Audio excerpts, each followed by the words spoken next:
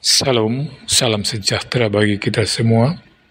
Saat ini saya akan membawakan renungan berdasarkan bahan MTPJ Sinode Gemim tanggal 22 sampai 28 Juni tahun 2025 dengan bacaan Alkitab terdapat dalam 2 Timotius pasal 3 ayat 10 sampai ayat 17 yang berkata, "Tetapi engkau telah mengikuti ajaranku, cara hidupku, pendirianku, imanku, kesabaranku, kasihku, dan ketekunanku.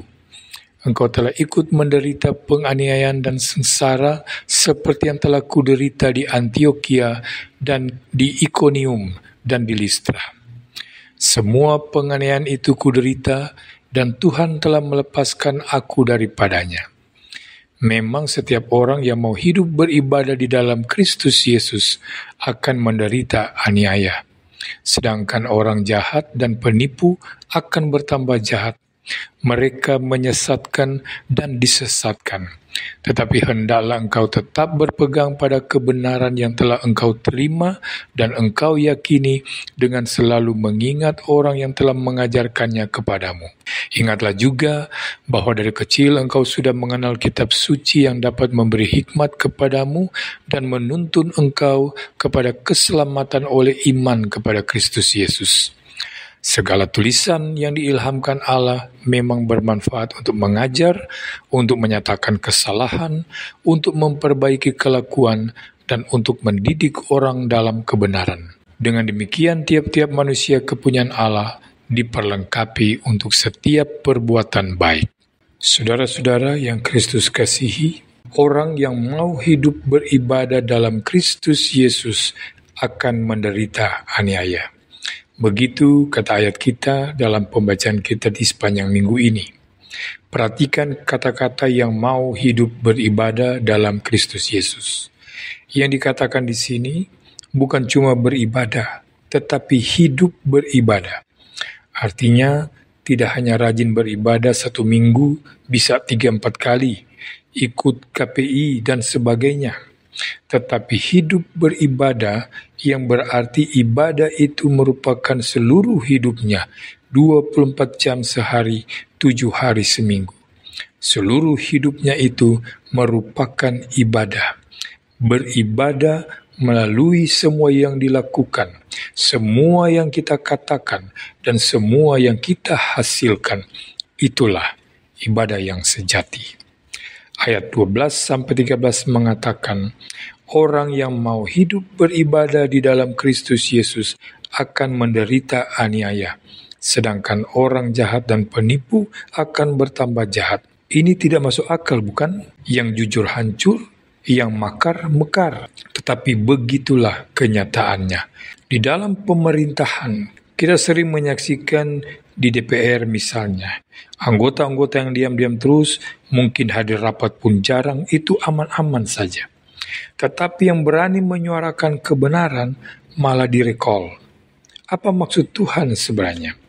Kalau kita membaca kitab Wahyu misalnya, di situ dijelaskan apa maksud Tuhan. Ada 2 maksud Tuhan, yaitu pertama, orang-orang jahat yang sudah diberi kesempatan untuk bertobat, tetapi malah mengeraskan hati, tidak bisa didandani lagi.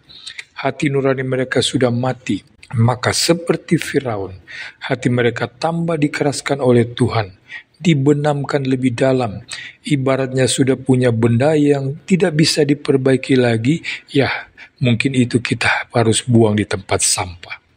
Jadi, kalau orang jahat diberi keleluasan untuk berbuat lebih jahat, hal itu sebenarnya justru untuk mempercepat proses kebinasan mereka. Dan yang kedua, maksud ini juga dipakai Tuhan untuk menguji iman Anda dan saya.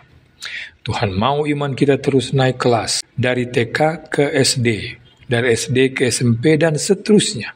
Supaya bisa naik kelas, kita harus apa? Harus diuji dulu. Semakin tinggi kelasnya, ujiannya juga semakin berat.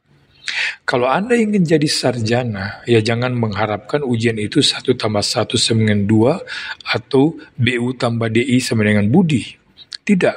Karena itu, maka semakin sulit dan berat ujian itu, kita sebenarnya harus bangga.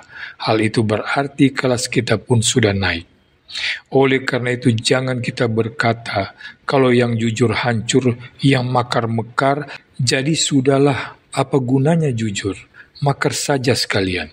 Jangan, saudara.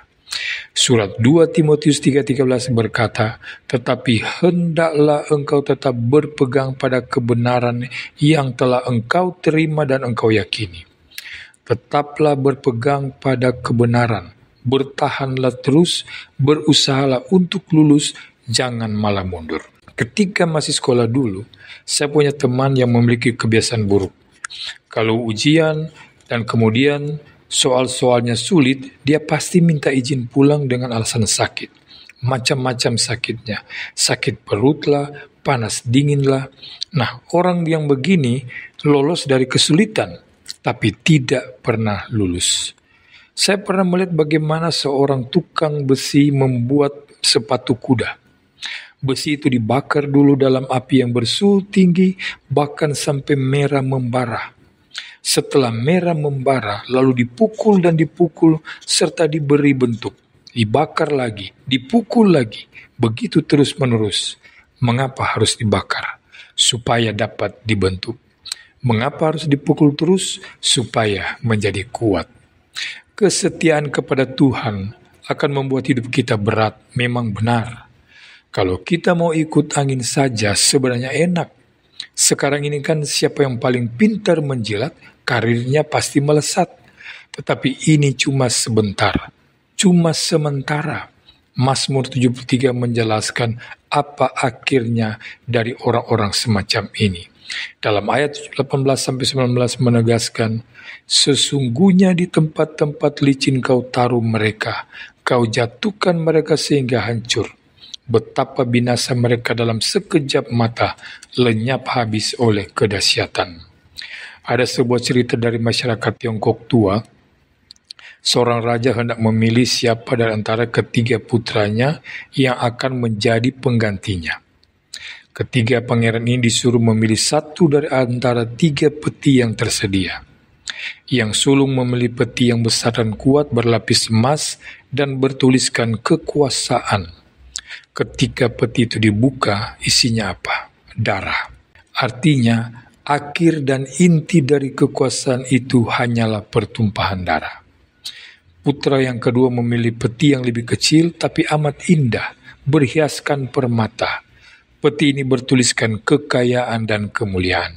Dia sangat senang sekali. Tetapi ketika peti itu dibuka, isinya hanya abu dan tanah. Itulah akhir dari orang yang hanya mengejar kekayaan dan kemuliaan. Akhirnya hanya akan jadi abu dan tanah. Dan kemudian bagi putra yang ketiga hanya tersedia satu pilihan. Tetapi ia mengambil dengan sukacita. Peti itu tidak menarik, cuma terbuat dari tanah liat. Tetapi peti itu bertuliskan kata Tuhan, Tien. Ketika dibuka, isinya sebuah tulisan sutra yang berbunyi, keabadian. Memilih Tuhan barangkali hanya membuat kita kebagian peti yang terbuat dari tanah liat. Tidak menarik dan tidak mewah, tetapi ada keabadian yang tersembunyi di situ. Karena itu dikatakan tadi, kesetiaan kepada Tuhan akan membuat hidup kita berat, memang betul. Tetapi kesetiaan kepada Tuhan juga akan membuat hidup kita kuat, kokoh dan abadi. Bahkan kematian pun tidak mampu menghancurkan hidup orang percaya. Kekuatan-kekuatan yang ada di dalam dunia ini, kata Yesus, hanya mampu membinasakan tubuh, tetapi tidak mampu membinasakan jiwa. Karena itu, kata Yesus selanjutnya, takutlah kepada Tuhan yang mampu bukan hanya membinasakan tubuh, melainkan juga jiwa. Daya tahan menjadi amat penting di sini. Kalau Tuhan mengutus Roh Kudus, tidak lain tugas utamanya adalah untuk memberi daya tahan di dalam perjuangan iman kita, supaya kita lebih mau berjuang, supaya kita lebih mampu berjuang, mau dan mampu bertahan Salahlah kalau ada orang yang mengatakan dia penuh dengan Roh Kudus, tetapi malah jadi manja. Maunya hanya dapat berkat sebanyak-banyaknya, hidup gampang. Tidak. Roh Kudus yang sesungguhnya akan membawa kita ke medan pertempuran. Roh Kudus yang sesungguhnya akan membawa kita ke meja ujian. Surat 2 Timotius 2:3 mengatakan, ikutlah menderita sebagai seorang prajurit yang baik dari Kristus Yesus. Seorang prajurit yang sedang berjuang tidak memusingkan dirinya dengan soal-soal penghidupannya, supaya dengan demikian ia berkenan kepada komandannya. Orang-orang Kristen sejati harus menjadi prajurit-prajurit sejati. Konsentrasinya tidak ada pada dirinya sendiri, bagaimana supaya sembuh, bagaimana supaya kaya, bagaimana supaya senang. Konsentrasinya haruslah pada bagaimana menaati dan mengikut perintah sang komandan, yaitu Kristus. Oleh karena itu dalam ayat 15 dan seterusnya dari surat 2 Timotius 3, Rasul Paulus menekankan betapa pentingnya mengenal dan bergaul erat dengan kitab suci. Kitab suci, katanya, dapat memberi hikmat, dapat menuntun kita kepada keselamatan. Ayat 17 berkata bahwa kitab suci bermanfaat untuk mengajar, untuk menyatakan kesalahan, untuk memperbaiki kelakuan, dan untuk mendidik orang dalam kebenaran. Dalam Alkitab itulah kita tahu apa yang dikehendaki oleh komandan kita. Sekarang pertanyaannya, bagaimana kita dapat mengikuti perintah sang komandan kalau perintahnya saja kita tidak tahu? Karena itu, kapan terakhir Anda membaca dan mempelajari Alkitab? Dan bukan hanya itu saja, bukan hanya membaca Alkitab, melainkan kapan hidup berdasarkan kesaksian Alkitab. Tuhan Yesus memberkati kita semua. Amin.